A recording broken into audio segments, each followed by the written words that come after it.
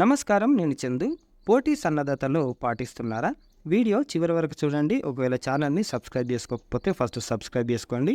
కొంతమంది విద్యార్థులు చదువుకుంటూనే పోటీ పరీక్షలు రాస్తుంటారు. కొందరేమో ఖాళీగా ఉంటూ వీటి కోసం ప్రత్యేకంగా ప్రిపేర్ అవుతుంటారు. ఉద్యోగం చేసుకుంటూనే మరికొందరు పోటీ పరీక్షలు రాస్తుంటారు. ఇలా వేర్వేరు మార్గాల్లో ప్రయత్నాలు కొనసాగించిన కొందరే విజయాన్ని సాధిస్తారు. ఆశించిన ఫలితాన్ని పొందలేని వారు నిరాశపడుతుంటారు.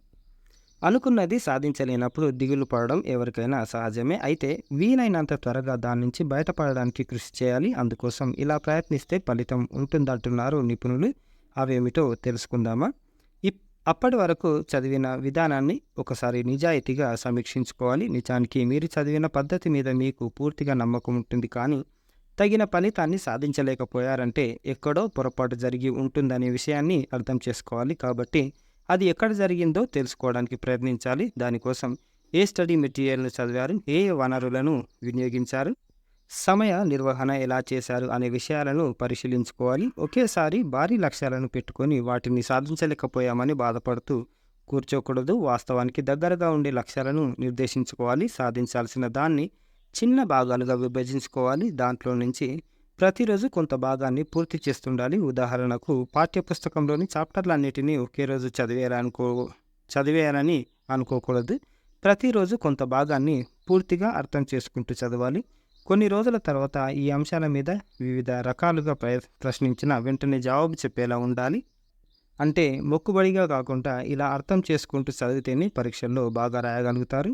కొంతమంది చదివిన అంశాన్ని ఎంత బాగా అర్థం చేసుకున్నా రాయడానికి ఇబ్బంది పడుతుంటారు. చదివినంత వేగంగా రాయలేకపోవడం, రాసేటప్పుడు ఒత్తిడికి గురై కొన్ని విషయాలను మర్చిపోవడం లాంటివి చేస్తుంటారు. అందుకే నిర్ణీత వ్యవధి లోపలే సమాధానాలను రాయడానికి ప్రయత్నించాలి. రాసేటప్పుడు విషయాన్ని క్రమ పద్ధతిలో చెప్పడంతో పాటు ముఖ్యాంశాలని వచ్చేలా చూడాలి. ఇలా రోజు సాధన చేయడం వల్ల ఆలోచనలను సమర్థంగా వెల్లడించే నైపుణ్యాన్ని మెరుగుపరుచుకుంటారు. దీంతో పరీక్షల్లోనూ వ్యవధి లోపలే అన్ని అంశాలను రాయగలుగుతారు. కొంతమంది విద్యార్థులు పాఠ్యాంశాలను చక్కగా అర్థం చేసుకుని పరీక్షల్లో రాయగలుగుతారు, కానీ వర్తమాన అంశాల విషయానికి వచ్చేసరికి మాత్రం బాగా వెనుకబడి ఉంటారు. నిజానికి పోటీ పరీక్షల్లో ఈ అంశానికి ఎంతో ప్రాధాన్యం ఉంటుంది. అంటే కరెంట్ అఫైర్స్. కాబట్టి వీటిని ఏమాత్రం నిర్లక్ష్యం చేయకూడదు.